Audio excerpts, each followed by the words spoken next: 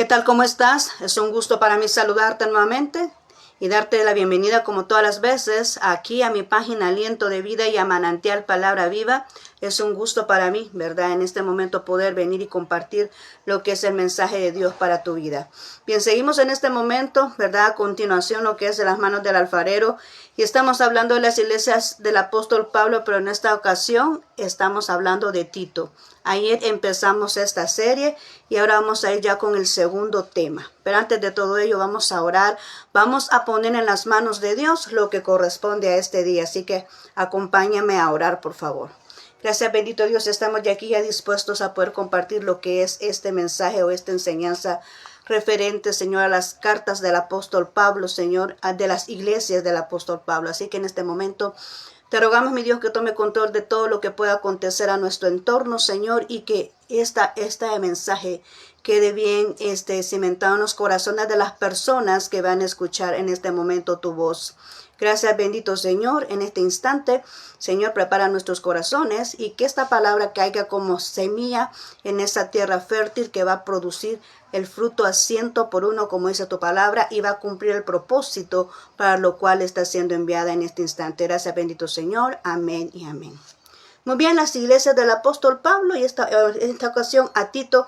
Hablábamos el día de ayer que ¿quién es Tito? Bueno, Tito era otro de los discípulos del apóstol Pablo. El discípulo lo anduvo acompañando allá a poder ministrar lo que son las iglesias de Corinto, ¿verdad? Él estuvo con él dándole ese apoyo, ¿verdad? Ahí como auxiliar, ¿verdad? Del apóstol Pablo. Y en esta ocasión, pues, también estaban en la isla de Creta con el apóstol Pablo, pero él ahí lo dejó, ¿verdad? Le dijo, mira, te voy a dejar en la isla de Creta para que me organices, ¿verdad? Lo que hizo el apóstol Pablo aquí, para ponerte en un contexto histórico así más, lo que el apóstol Pablo fue a hacer ahí es a proclamar el evangelio, a evangelizar, a llamar las almas, ¿verdad? Pero tenía que después organizarse, las almas no podían quedar perdidas por ahí. Entonces, después de venir y haber hablado lo que es el evangelio de nuestro Señor Jesucristo, le dijo el apóstol Pablo, quédate aquí, organiza lo que son las iglesias que están aquí en la isla de Creta, ¿verdad? Habían varias iglesias, se menciona la historia que habían varias iglesias en lo que es la región, y todas esas iglesias pues tuvo él que venir y organizarlas como le ordenó, ¿verdad? El apóstol Pablo a este discípulo llamado Tito. Bien, vamos a entrar ahora en detalle en lo que es este día. Y el tema es cuando la conducta y el vocabulario delata lo que hay en tu mente. Amén. Vamos a hablar de ello. Cuando la conducta y el vocabulario delata lo que hay en tu mente. Decimos nosotros que cada quien piensa, o sea, cada quien habla y cada quien actúa conforme lo que hay en sus pensamientos. Porque primero viene aquí a tus pensamientos alguna idea y después tú la llevas a cabo, ¿verdad? Tú vienes y tomas acción referente a lo que hay en tus pensamientos. Primero vienen a tus pensamientos y lo mismo es cuando tú estás expresándote.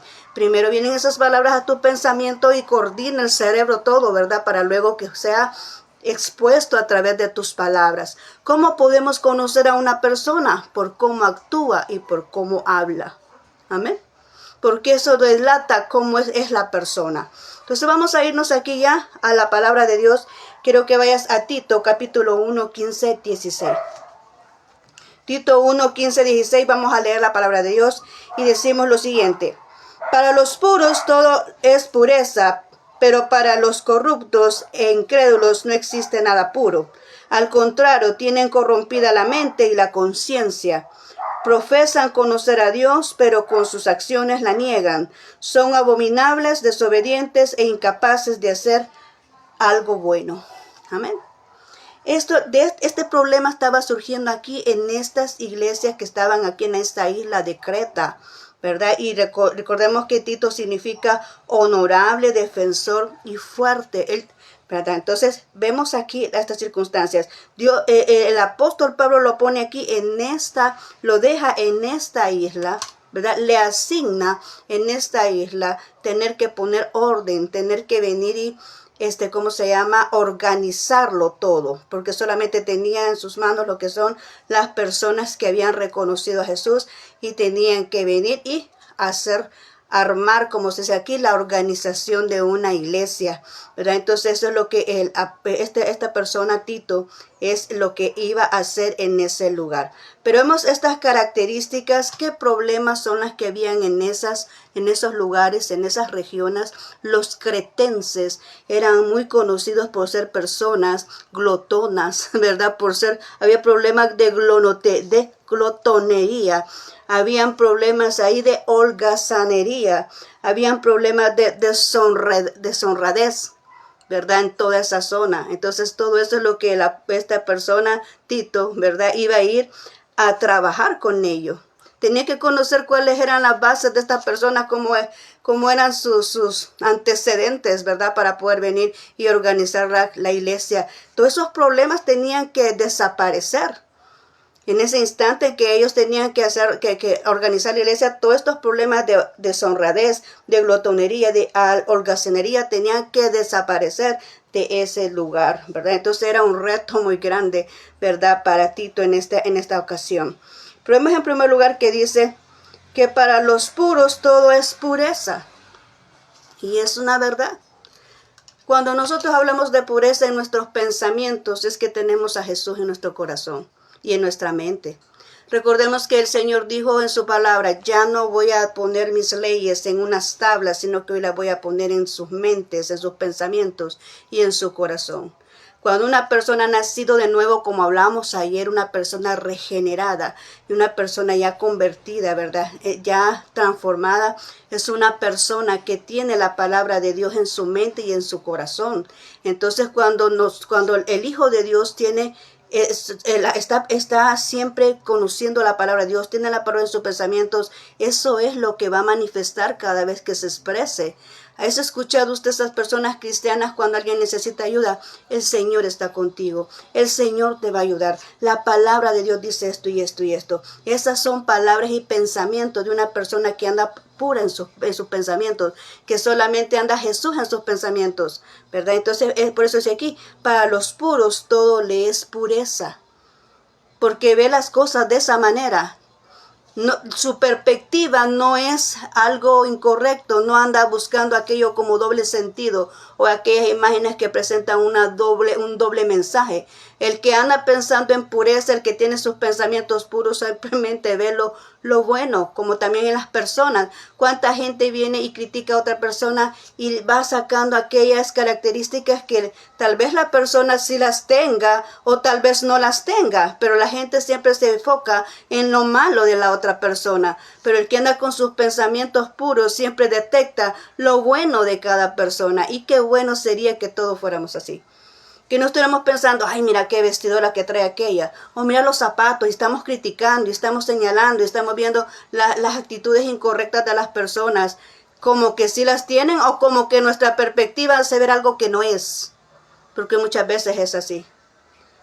Tenemos una perspectiva equivocada y estamos haciéndonos ideas de algo que no es, estamos viendo algo que no es, ¿verdad? Porque así está nuestro enfoque, así están en nuestros pensamientos, y vemos algo incorrecto, algo que no es cierto, lo inventamos porque así están en nuestros pensamientos. O si no, y si existe algo incorrecto, pues nos enfocamos en lo incorrecto y no vemos las miles de virtudes que una persona puede tener. Pero el que anda con sus pensamientos puros siempre se va a enfocar en lo bueno que tiene la otra persona, en sus características buenas, en sus habilidades buenas. Siempre va a ver lo bueno en cada circunstancia que se encuentre. Son aquellas personas que vienen los retos, pero no ven el reto, pero se enfocan en una oportunidad. Esas personas ven una oportunidad donde hay dificultad. Son las personas que siempre andan con sus pensamientos puros, porque andan la palabra de Dios en sus mentes.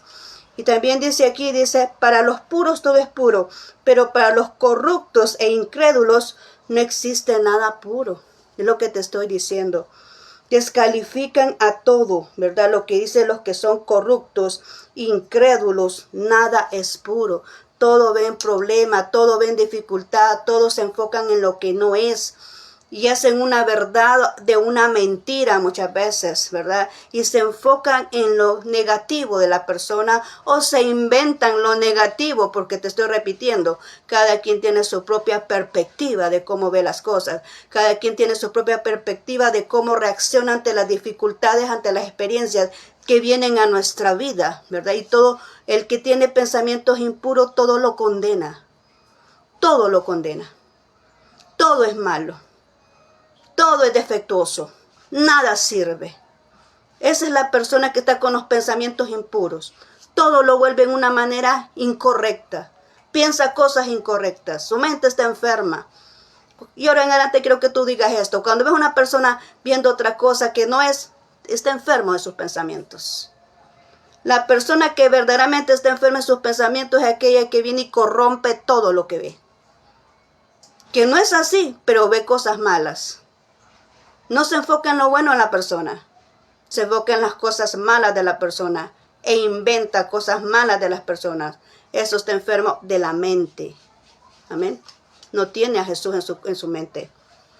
Entonces dice aquí, son corruptos e incrédulos, no existe nada bueno para ellos. Al contrario, se tienen corrompida la mente. ¿Amén? Tienen corrompida la mente y la conciencia. Yo busqué aquí qué significa esto, porque yo quiero dejar bien un poquito más claro esto. La mente dice que tiene una raíz que dice mens o Memphis, que significa la inteligencia, el propósito o la razón. Es ahí donde se enfoca lo que nosotros, nuestra inteligencia, nuestros conocimientos, todo se enfoca, viene de ahí. Ahí nos realizamos un propósito, una razón, es donde razonamos las cosas, cómo es que las vemos, cómo es que nosotros podemos, ahí es donde nosotros analizamos en nuestra mente. Vemos las circunstancias, las analizamos y por eso es el que tiene la razón. O sea, no podemos nosotros, cuando hablamos del mundo de la fe, nosotros decimos, usted no puede entrar su raciocinio en la fe. Porque es lo contrario, la razón va viendo el por qué, va buscando el por qué y un para qué, ¿verdad? Eso es razonar. Vas a hacer esto, ¿por qué? Es necesario que vayas a tal lugar, ¿para qué? O sea, todo lo razonamos, tiene que tener un sentido, tiene que tener una base, si no, no actuamos. Eso es el raciocinio. Tenemos que pensar, todo tiene que tener un sentido, todo tiene que ser todo tiene que tener algo por qué ser. Eso es raciocinio, ¿verdad? Entonces eso está en nuestra mente. Todo tiene que ser un porqué. Entonces dice ahí que la mente tiene propósito, tiene razón. Propósito, ¿por qué? Porque de ahí tomas las decisiones. Todo lo que haces, tomas una decisión en tus pensamientos para poderlo hacer. Bíblicamente significa ser interno, es el ser interno que incluye facultades mentales, emocionales y espirituales, y es vista como el centro del pensamiento, la voluntad y la comprensión. Amén. Por eso dice aquí, va involucrado lo que es nuestro pensamiento, nuestra forma de pensar, va involucrado lo que es las emociones, ¿verdad? Van involucrados ahí y lo que es espiritual. Por eso es que decimos que la mente es nuestro primer campo de batalla cuando estamos en una dificultad. Porque en la mente entra un conflicto entre lo que es bueno y lo que es malo. Si lo hago, las emociones, que la emoción sí te llama a hacer algo, pero tu espíritu te dice no, porque no es correcto. Y estamos ahí en aquella circunstancia en nuestra mente, en aquella lucha, en aquel pleito de que si se hace algo, si se toma la decisión, si no se toma la decisión, porque como tienes que estar ahí preguntándote, si hago esto va a pasar esto, si hago esto otro va a pasar esto, y si no lo hago no voy a saber qué pasa. Entonces estás con aquella circunstancia en tus pensamientos y es aquí donde pasa todo. Amén. Entonces por eso es importante que tengamos nuestros pensamientos puros, que tengamos la palabra de Dios en nuestra mente, que pensemos las cosas realmente como son y no inventarle y no buscar un trasfondo equivocado a las cosas que nosotros vemos, ¿verdad? O a las que se nos presentan, las circunstancias que puedan venir a nuestra vida. Hay que enfocarnos en las posibilidades, en las cosas buenas, en lo que realmente se puede hacer bajo la voluntad de Dios y no buscarle un trasfondo que quizás no es lo que se quiso decir. Porque ese es el problema. Cada quien entiende cómo está su mente. Si su mente es perversa, ¿qué cree usted que va a pensar? Un ejemplo. Vamos a ver un ejemplo. Usted ve una mujer con vestido de baño en la playa. ¿Qué piensa una persona con mente equivocada, enferma, cuando ve a una persona así? No sé qué cosa se podrá imaginar, saque usted sus propias conclusiones. Pero una persona con pensamientos sanos ve a una persona con un traje de baño bañándose. Tal y cual es. Una persona con un traje de baño que se está bañando ahí. No se complica la existencia, tiene una mente sana, saludable. Pero una mente corrompida, ¿cuántas cosas no se podrá imaginar de una persona que está en traje de baño? Ahí vemos la diferencia, espero que se comprenda lo que se debe decir, que no puedo decirlo tan claro, ¿verdad? Pero bien, cada quien ahí con sus pensamientos. Entonces dice aquí que ahí está la facultad mental y sus emociones y su espiritualidad. Dice, es vista como el centro del pensamiento. La mente es vista como el centro de pensamiento, la voluntad y la comprensión, porque de ahí tú tomas las decisiones.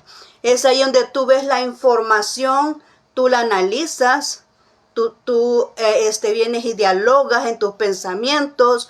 Antes de tomar una decisión, primero te confrontas en tu mente si haces algo, si no lo haces, y llegas a una conclusión, entonces ahí decides.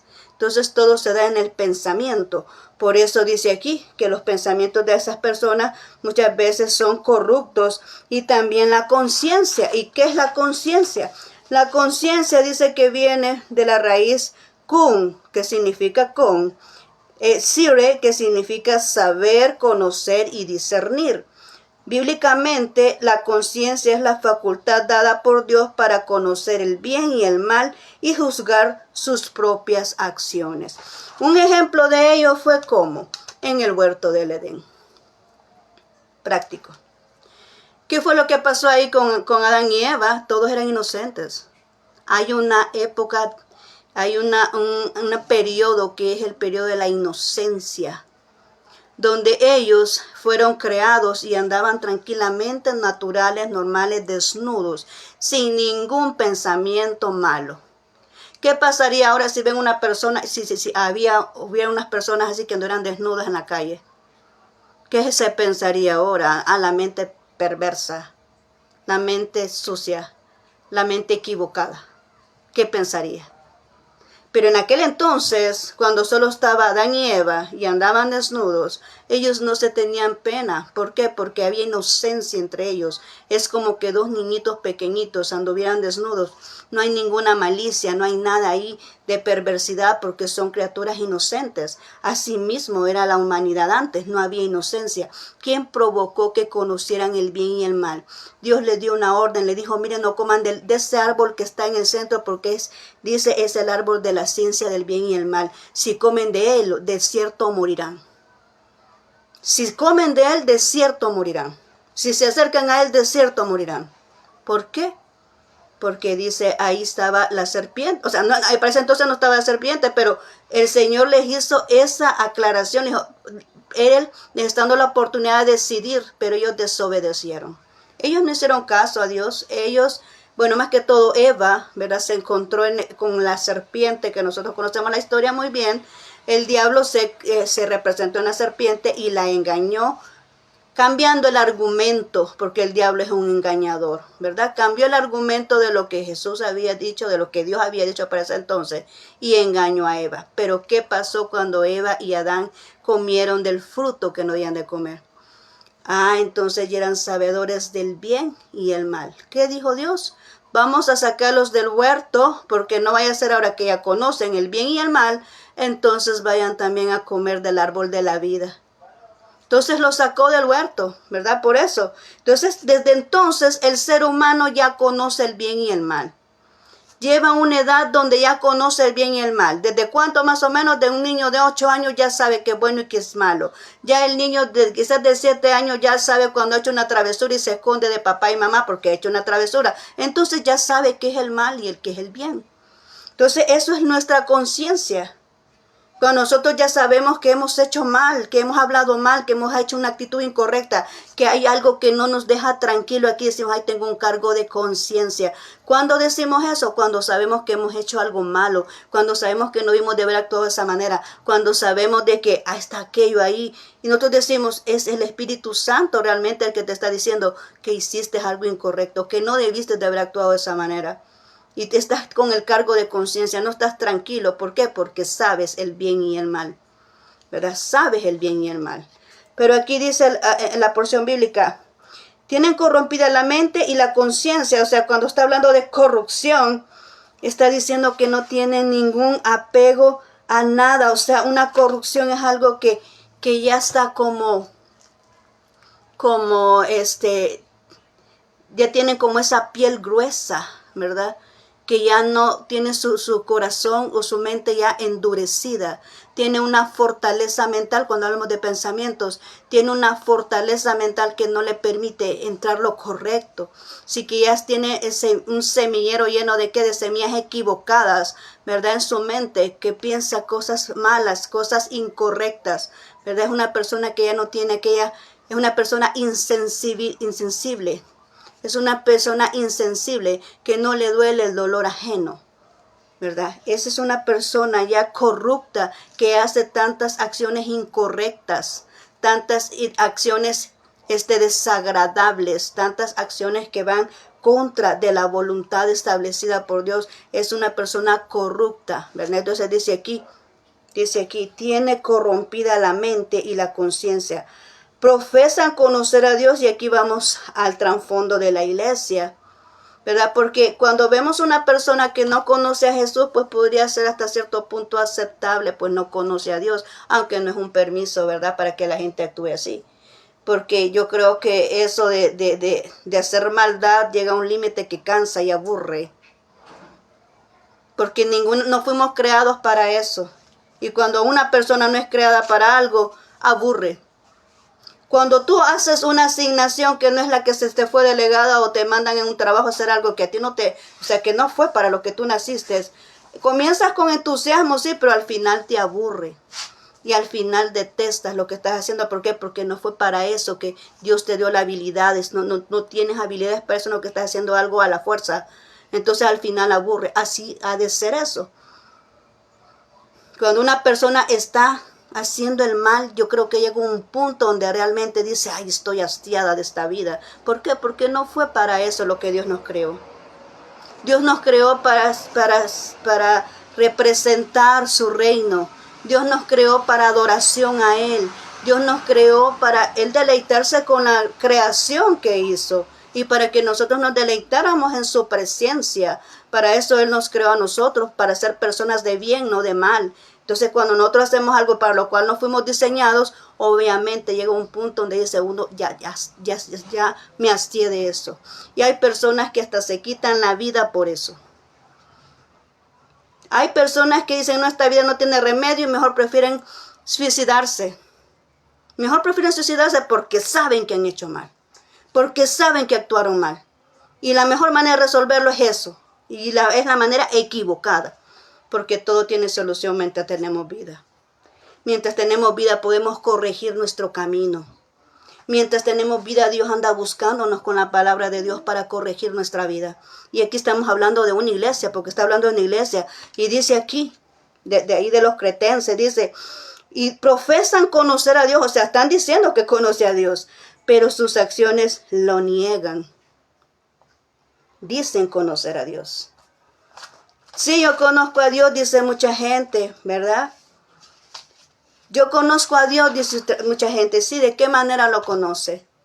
Porque no es lo mismo conocer a Dios históricamente porque has leído la palabra de Dios o porque te han contado una historia de Jesús, a que tú lo vivas, a que tú realmente digas, yo conozco a Dios porque yo sé cómo Dios ha actuado en mi vida, en mis peores momentos de mi vida, cómo Él ha estado conmigo, y de esa manera yo conozco a Dios. Yo sé quién es Dios porque yo lo he vivido. Porque yo he experimentado lo que Dios puede auxiliarme de mi problema. Porque yo he experimentado cómo Dios puede rescatarme de una situación difícil. Porque yo he vivido y he visto cómo Dios auxilia mi vida en todo momento, protege mi vida en todo momento. Lo has vivido, lo conoces, pasas con Él con tiempo, lo conoces a Él para poder decir que sí. Porque aquí dice, profesan conocer a Dios, o sea, dicen que conocen a Dios. ¿Cuántas personas hay en la iglesia que dicen yo conozco a Dios y la verdad solamente los días domingos que van a la iglesia escuchan de Él y el resto de la semana no tienen ninguna comunicación con Dios? Y dicen ser cristianos y dicen conocer a Dios. ¿Cuántas personas solamente conocen a un Dios histórico? ¿Cuántos conocen a Dios solamente porque está en la palabra ahí y lo ha leído? No pasan de que Dios es el que me sana, que Dios es el que me rescató de la cruz. No, ¿y qué más? Dios es más que eso. ¿Cuánto conoces a Dios? ¿Cuánto conoces a tu Dios? ¿Cuántos saben que es capaz ser tu Dios por ti? Y digo tu Dios porque no significa que sean varios. Significa que solo es un Dios, pero que todos lo conocemos de diferente manera. Porque depende de la relación que nosotros tengamos con Él que le conocemos. Algunos lo conocen más que otros. ¿Por qué? Porque dependen del tiempo que tú decides estar con Él y así es como Él se manifiesta. Él dice que clama a mí, yo te responderé y te enseñaré los misterios ocultos. Para que Él nos enseñe los misterios, tenemos que estar en la presencia de Él. No lo puede Él mostrar a aquellas personas que no están dispuestas a estar en su presencia. Entonces, ¿qué tanto le conoces? ¿Cuánto tiempo pasas con Dios? Amén. ¿Cuánto le conoces? Entonces aquí dice, profesan conocer a Dios, dice. Hablan con palabras que sí lo conocen, pero sus acciones lo niegan. Son aquellas personas que hablan de Dios tantas cosas, pero cuando les toca pasar por ahí no saben qué hacer. Ay, ay, ay. Esas personas que hablan de las promesas, de todo lo que la Biblia, y que sí, que en el nombre de Jesús, y que aquí, que usted es más que vencedor, y este lo otro. Y a la hora que toca una cosita tan seria, no saben qué hacer. Salen huyendo. ¿Crees tú que eso es conocer a Dios? Amén. Dice que son los que profesan conocer a Dios, pero sus actitudes lo niegan. ¿Cómo negamos a Dios? Cuando no le creemos a sus promesas. Cuando Él dice que la fe hace todas las cosas posibles. Dice así, ¿no dice la Biblia así? Que la fe hace todas las cosas posibles, que para el que cree todas las cosas le son posibles. ¿Y por qué cuando al menos la mínima situación tú sales corriendo y la promesa de Dios queda tirada? Entonces no es cierto, no, lo que estás confesando solamente sale del diente al labio, no significa que realmente estés creyendo en Dios, porque esto estamos hablando para los creyentes. Esta frase es para los creyentes, para los que conocen a Jesús, para los que leen la Biblia. Para los que dicen, con Dios todo es posible, que esto y lo otro, y que allá, y que vamos a hacerle frente al diablo y todo eso, y a la hora de las horas son los primeros que salen huyendo. Tú eres capaz de presentarte a una batalla, porque tú dices que con Dios eres más que vencedor. Decimos los cristianos, con Dios somos más que vencedores, más fuerte el que está en nosotros que el que está en el mundo. ¿Es cierto o no es cierto? Más fuerte es el que está en nosotros que el que está en el mundo. Somos más que vencedores que en Cristo Jesús. Vamos a ver si es cierto, si lo demuestras cuando pasa un problema difícil en tu vida. Porque de esto se trata, que lo confesamos a nuestro Dios, pero a las horas de las horas no demostramos lo que confesamos. No demostramos. Cuando alguien necesita ayuda, ¿qué sale el otro? Corriendo. Porque a todos nos gusta estar donde está todo bien, no donde están las cosas mal. Y ahí está el amor de Dios. El que dice, mira, ama a tu hermano. El que dice, mira, ama a tu prójimo como a ti mismo.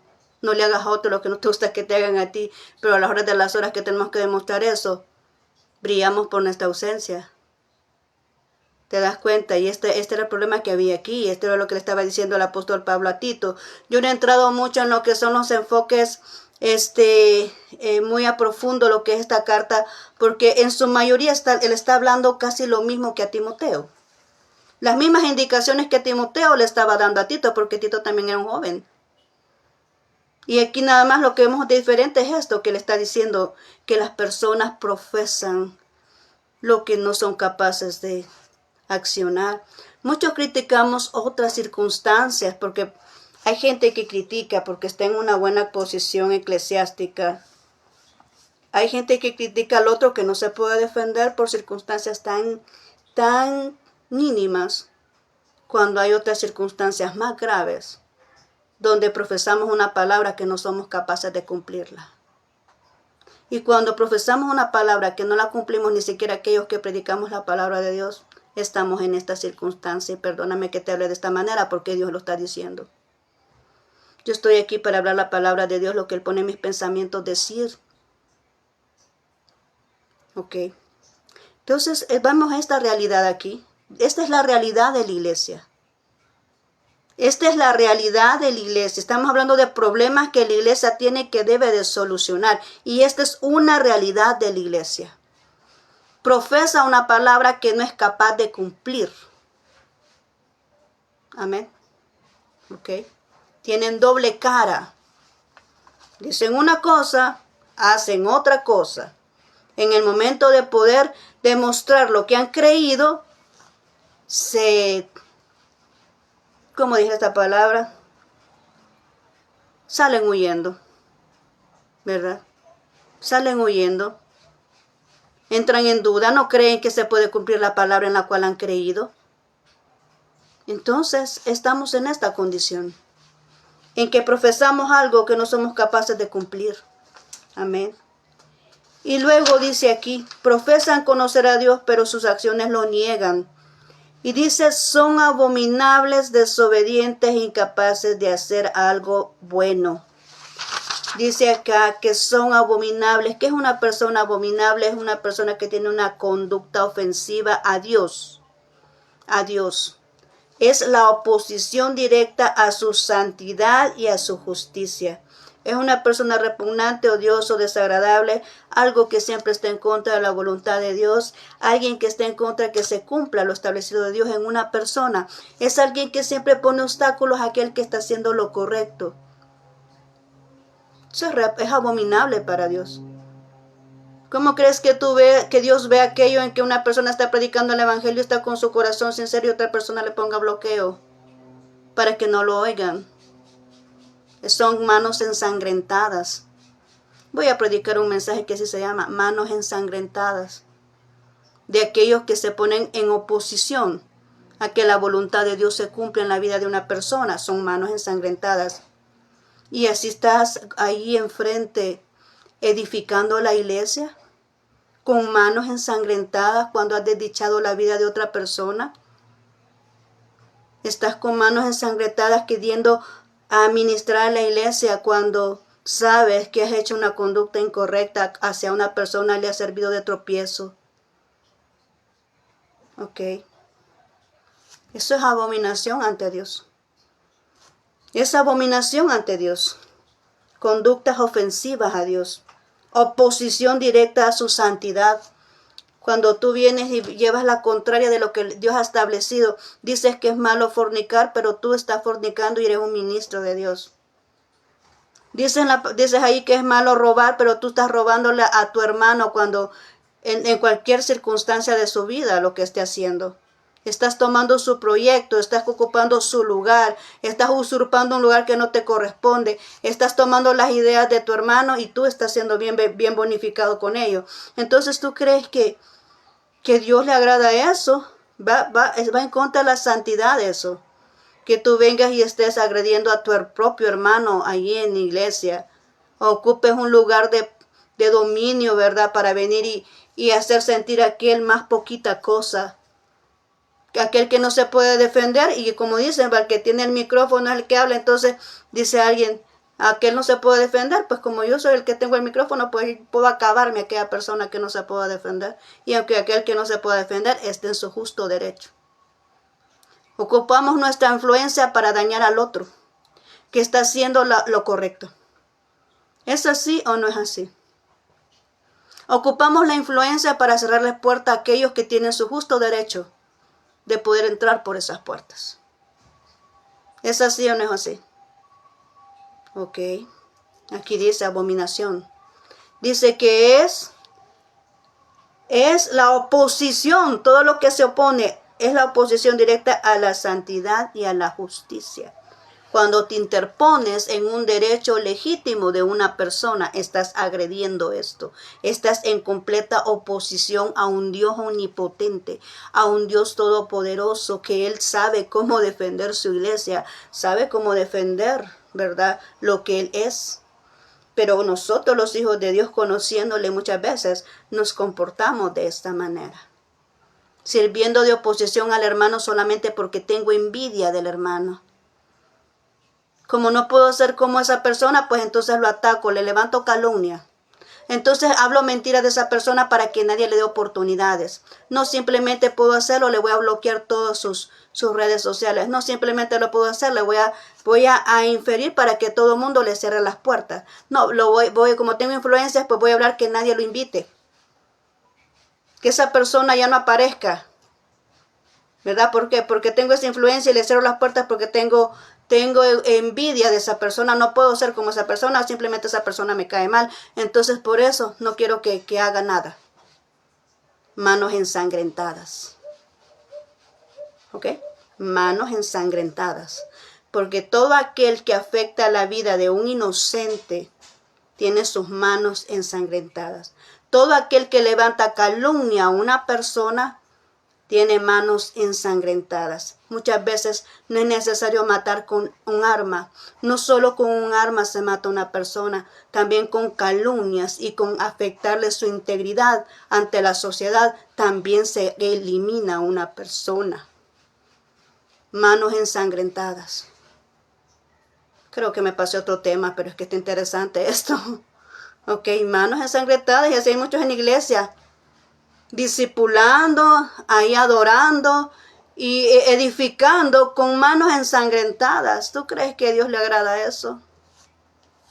Ok, ahí te lo dejo a tus pensamientos, porque dice que son abominables, son desobedientes, conocen una verdad que está escrita aquí en la palabra de Dios, pero prefieren hacer su propia voluntad y estar fallándole a Dios, personas necias.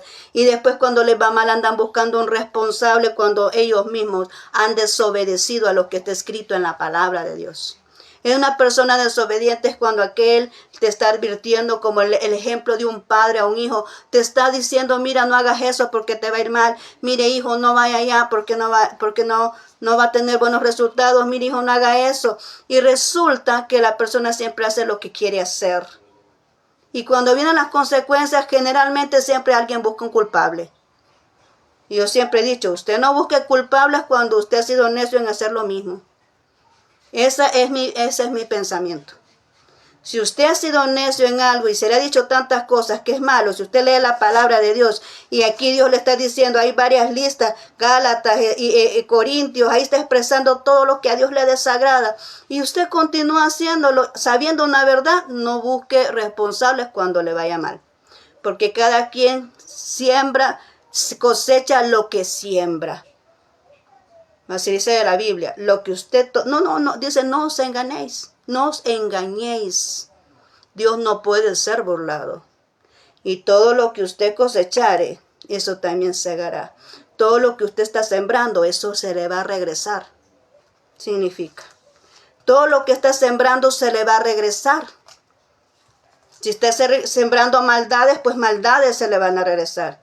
Si estás sembrando palabra de Dios, pues la palabra de Dios se va a hacer efectiva en tu vida, en lo bueno que tú eres en tu corazón. Porque cuando uno se viene aquí a expresarse lo que es el mensaje de Dios es porque uno tiene un amor por la humanidad. Y empieza a declarar lo que dice la palabra de Dios para que no le vaya mal, para advertirle a la gente lo que dice la Biblia, de que Dios le ama y que no le quiere ver en malos pasos porque no quiere ver a nadie destruido. Pero cada quien busca su propio camino y sigue haciendo lo que quiere hacer. Entonces aquí dice la desobediencia.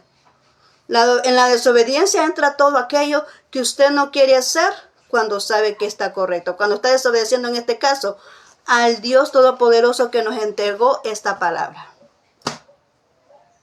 A Él está desobedeciendo usted. No me está desobedeciendo a mí. No le está desobedeciendo a una persona. Aquí usted está desobedeciendo la palabra de Dios. Amén. Lo que está escrito ahí, ¿verdad? Dice desobedientes. Y después dice incapaces de hacer lo bueno. Son incapaces. ¿Cómo es una gente incapaz? Alguien dice, no, este no sirve para nada. ¿Verdad? Cuando alguien pone a alguien a hacer algo y que dice la gente, no, ese es incapaz, no tiene aptitudes, no está apto, no puede hacer eso. ¿Por qué? Porque le faltan aptitudes, no tiene el conocimiento, no tiene la actitud y tampoco no tiene la facultad para hacer algo. No, ese no sirve para eso. Dice la gente cuando está contratando a alguien y espera que una persona funcione en determinado momento. Dice, no está equipado, no está listo, no está apto. No, dice, no es capaz. Y aquí está diciendo el Señor, es incapaz de hacer lo bueno. Como dice allá en Génesis capítulo 6. Cuando Dios viene y le dice, Noé, construyete un arca porque voy a destruir la tierra. Porque he visto en la maldad, en el corazón solo hay maldad. Solo hay maldad, solo no pueden hacer nada bueno, solo hay maldad, solo piensan de continuo hacer el mal. Así dice la Biblia, piensan de continuo hacer el mal, solo hay maldad en su corazón. Por eso voy a destruir la tierra, dijo el Señor ahí. Porque son incapaces de hacer lo bueno, no les nace hacer lo bueno, solamente lo malo les funciona. ¿Y por qué es eso? Porque no hubo nadie que les dirigiera a hacer lo bueno.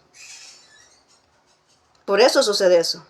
No hubo alguien que les dijera cuál es el camino correcto. Y ahora Dios te lo está diciendo a ti. Tú que estás escuchando aquí, ya no hay pretexto de que no estés oyendo una cosa que es verdadera. Hay dos caminos y está el malo y está el bueno. Un camino ancho donde van todos los perversos, malos, equivocados, pecadores que se van a condenar en un infierno. Y el camino angosto que van a entrar todos aquellos que realmente se están esforzando porque santidad en este mundo no hay. No hay santos aquí en este mundo. Pero sí estamos haciendo el esfuerzo por buscar la santidad y que realmente agradar a nuestro Dios. Y ese es el camino angosto donde no cabe todo el mundo. No, ahí no cabes con tu equipaje. Al momento que lleguemos a esa puerta donde vamos a cruzar ese espacio angosto, solo vamos a caber nosotros porque no nos llevamos nada de este mundo. Ese es el camino angosto que nos lleva al cielo, que nos lleva a la presencia de nuestro Dios. ¿Ok? Entonces aquí nos está hablando esto. Y mira lo que le estaba diciendo el apóstol Pablo a Tito. Le estaba mostrando todo esto porque así como él vino y fue tan diligente en poder asignarle y estar ahí pendiente de Timoteo y estar pendiente en dejarlo bien preparado para estar al frente de la iglesia de Éfeso, así también lo hizo con Tito, ¿verdad? Para que estuviera al frente de las iglesias que estaban en esa isla de Creta. Ahí dice la historia que habían varias iglesias, ahí no había solo una, habían varias, y a todas esas iglesias, este Tito, ¿verdad? El discípulo del apóstol Pablo iba a llegar a organizarlas, porque ellos allá habían predicado en toda la región. Entonces él iba a organizar las iglesias que estaban ahí. Mira qué interesante eso, ¿verdad? Entonces vemos cuántas personas Dios nos ha llamado para algo también. Y qué increíble lo que voy a decir ahorita. Dios me lo está poniendo en mis pensamientos. ¿A cuántos de nosotros Dios nos ha hablado para algo y estamos ahí desobedientes? ¿Ok? ¿A cuántos de nosotros Dios nos ha dicho, mira, tienes que ir acá, tienes que hacer esto, tienes que hacer lo otro? Y ya nos dijo el Señor, porque es diferente a que el Señor te diga y aún no es tiempo. O que el Señor te diga y tienes recursos y tienes el tiempo y tienes todo a tu favor, tienes todo aceptable, es el momento exacto y tú digas, no quiero ir, no quiero hacerlo, estás de desobediente. También eso aplica. Porque aquí Tito había ido con el apóstol Pablo a los Corintios. Ahí estuvo con él aprendiendo. Y ahora está aquí en Creta, que también estuvo aprendiendo, viendo cómo el discípulo, como el apóstol Pablo estaba predicándole a todos los cretenses. Y por último le dice, quiero que te quedes aquí. O sea, había confianza para con él, para que el apóstol Pablo le diga, quiero que te quedes aquí y que me organices todas las iglesias que están aquí en la isla de Creta. ¿Y qué tal si este joven hubiera dicho, no, yo tengo miedo, tengo temor, porque era joven? No quiero, que no sé qué, porque mire, y ver al apóstol Pablo con experiencia, ¿verdad? y ya una persona adulta, y él un jovencito. No, no quiero porque no me van a hacer caso y todo esto y lo otro. No, él aceptó el reto, igual que Timoteo. Aceptó el reto. Y gracias a eso, estas iglesias fueron organizadas conforme a las instrucciones del apóstol Pablo. Éfeso fue corregida conforme las indicaciones del apóstol Pablo. Amén. La importancia de obedecer. Cuando Dios te dice algo, cuando Dios te da una instrucción, cuando Dios te dice, mira, tienes que ser, o sea, cuando Dios te da una instrucción a ti, no importa lo que sea, pero que sea Dios que te diga, mira, tienes que hacer esto, tienes que detenerte, tienes que seguir, tienes que guardar silencio, tienes que hablar, hay que obedecer a Dios, aunque todo el mundo esté en contra. El mundo, la gente, no te va a entender jamás. Cuando tú obedeces a Dios, no pretendas estar de acuerdo con Dios. El mismo apóstol decía, ¿qué voy a hacer? Si obedezco a la gente, estoy en contra de Dios. Y si estoy a favor de Dios, entonces estoy en contra de la gente. No puedo agradar ni a uno ni a lo otro. Tengo que decidirme a quién voy a agradar. O agrado a la gente y desagrado a Dios, o agrado a Dios y desagrado a las personas. Porque nunca vamos a estar bien con las personas. El llamado legítimo sabe a quién obedecer. El llamado legítimo sabe cuándo es Dios dando una instrucción y no está en rebeldía. Porque todos estamos supuestos a obedecer a un Dios todopoderoso, no a nuestra propia voluntad. Y mucho menos a alguien que esté en contra de una voluntad perfecta de Dios. Dios siempre te va a poner a ti cuando eres una persona que te vas a sujetar a alguien. Siempre te va a colocar a una persona que está de acuerdo a tu visión. Amén. Cuando Dios va a ubicar a una autoridad, a alguien, siempre va a ser una persona que esté de acuerdo a la visión de esa persona a la cual va a ir a obedecer, a la que se va a ir a someter. Por ejemplo, en mi caso, yo no me puedo someter a una persona que esté en contra de la voluntad perfecta de Dios que me ha dado a conocer a mí. Pero eso no significa rebeldía, significa que estoy en comunión con Dios y estoy en completa autoridad y sometimiento a Dios. Yo aquí hago lo que Él me pide hacer. ¿Cómo lo puedes tú comprobar? La palabra que tú escuchas te ayuda o no te ayuda. Te edifica o no te edifica. Te confronta o no te confronta. Te exhorta o no te exhorta. Te alinea o no te alinea. ¿Te dirige o no te dirige? ¿Te da luz o no te da luz esta palabra? ¿Te alimenta o no te alimenta? ¿Sientes que va ungida esta palabra o no va ungida? Porque lo que no es de Dios se percibe para aquellos que sí saben que es Dios y que es el que está en autoridad y el que tiene unción y el que está bien con Dios sabe discernir cuando una persona está hablando de parte de Dios y cuando no. Tú puedes decidir ahí o tú puedes discernir si lo que estás escuchando viene de Dios o no. Si lo que te estoy diciendo es para beneficio de la iglesia o es para que se destruya más. Tú sacas tus propias conclusiones, ¿verdad? Pero yo aquí estoy hablándole a la iglesia porque es necesario corregir todo lo que está pasando. Hay muchas cosas que se pueden decir, pero hay cosas que se tienen que decir a nivel ministerial. Por eso yo no toqué específicamente lo que es de los pastores, no, porque eso se tiene que hablar a nivel ministerial, no aquí. Pero sí toqué lo que es concerniente a lo que es la conducta de la iglesia, porque eso sí es algo que hay que corregirlo. No podemos llamarnos cristianos creyendo que estamos hablando de Dios y a la hora que nosotros tenemos que afrontarnos algo no sabemos cómo hacerlo. Ok, entonces aquí está escrito esto. Aquí este es el reto que el apóstol Pablo le dejó a Tito y es lo mismo que Dios nos deja ahora. ¿En qué parte de la palabra de Dios te sentiste identificado? Esa parte es tu reto para cambiar. Donde tú te sentiste identificado en lo que acabamos de hablar, ese es el reto, es donde Dios te dijo, eso tienes que cambiar. En eso tienes que trabajar para que sea diferente. En eso tienes que trabajar para que Dios se glorifique en tu vida. En eso tienes que trabajar. Amén. Entonces nos quedamos hasta aquí con este tema. El segundo tema, solamente son 3. Voy a tocar un cuarto tema porque voy a incluir a Filemón para terminar ya este mes con lo que son las cartas del apóstol Pablo. Entonces nos quedamos aquí hasta este momento. Y te agradezco mucho, ¿verdad?, por haberme acompañado, ¿verdad?, en lo que es este mensaje, y espero que te haya servido de bendición. Y recordemos que lo que estamos haciendo aquí es edificando nuestra iglesia, edificándonos a nosotros mismos primero como santuario, porque yo estoy diciendo esto y estoy manifestando esto porque es lo que Dios me ha mostrado a mí. Primero tenemos que ser santuario para ser iglesia. Amén. Entonces, estoy aquí como que manifestándote esto para que nosotros cada vez vamos poniendo ese ladrillito, como digo, ¿verdad? Para poder formar esa pared que nos sirva porque el fundamento ya lo tenemos, entonces hay que ir edificando para tener fortalecido, ¿verdad?, lo que es nuestro templo espiritual, para no caer y sucumbir ante el pecado. Amén. Entonces ahora estamos aquí con esto. Y bueno, vamos a seguir el día de mañana con otro tema más, si Dios lo permite. Así que muchas gracias por haberme acompañado. Vamos a orar en este instante. Amén, para despedirnos.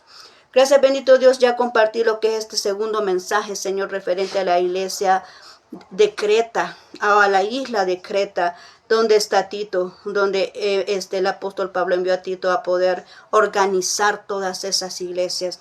Bendito Dios, perdónanos en una ocasión tú nos llamaste para poder realizar algo y no lo hicimos. Señor, yo sé que tú eres de una persona que amas a todos por individual, Señor, y tú haces en nuestro corazón el sentir a través del Espíritu Santo qué es lo que debemos de hacer. Cuando te conocemos a ti, podemos identificar cuáles son las instrucciones que nosotros podemos recibir de parte de ti. Perdónanos si a veces nos hemos desviado y hemos desobedecido, pero tú eres un Dios de oportunidades. Y te ruego que deje oportunidad a toda persona que ahorita junto conmigo está reconociendo lo que es esta palabra y está diciendo, Señor, quizás fallé. Señor, ayúdame, dame otra oportunidad para hacer lo correcto. Dios siempre, sé que tú siempre vas a dar esa oportunidad, porque tú eres un Dios de oportunidades y siempre nos vas a ayudar a poder cumplir el propósito para lo cual hemos nacido en este mundo. Y a la vez te pido, Señor, por cada persona que está pasando dificultades ahorita en su vida, aquellas tormentas, aquellas situaciones difíciles y que no haya cómo salir de ellos, Señor, te ruego que seas tú ayudándoles, orientándoles cómo salir de ese problema. Dales fuerzas al que se siente débil, Señor. Dale orientación a aquel que lo necesita. Háblale, Señor, si es que esta palabra aún no ha encontrado la respuesta que está buscando. Sé, Señor, que hay más palabras. Ahí en tu Biblia está tu palabra. Ahí va a encontrar también la respuesta que quizás necesita. Así que, mi Señor y Dios, gracias por haberme brindado esta oportunidad. Y asimismo te ruego por las personas que andan fuera de casa, que así como han salido de sus casas, puedan regresar con bien, Señor, a sus hogares para encontrarse con sus seres queridos. Bendícelos en sus estudios, bendícelos en sus trabajos, bendícelos, Señor, en las acciones que tienen, que sean acciones que honren y respeten tu nombre. Gracias, bendito Señor. Y aquellas personas que aún no te conocen, pues también puedan tener la oportunidad de conocerte para formar parte de tu iglesia, Señor. Gracias, bendito Dios. En tu nombre hemos orado en este momento. Gracias, Señor. Amén y amén. Muy bien, muchas gracias por haberme acompañado. Te deseo una feliz tarde y nos seguimos viendo, si Dios lo permite, el día de mañana con el siguiente tema. Así que muchas gracias, te deseo una feliz tarde, muchos abrazos donde estés y nos seguimos viendo, ¿verdad? Si Dios lo permite. Bendiciones.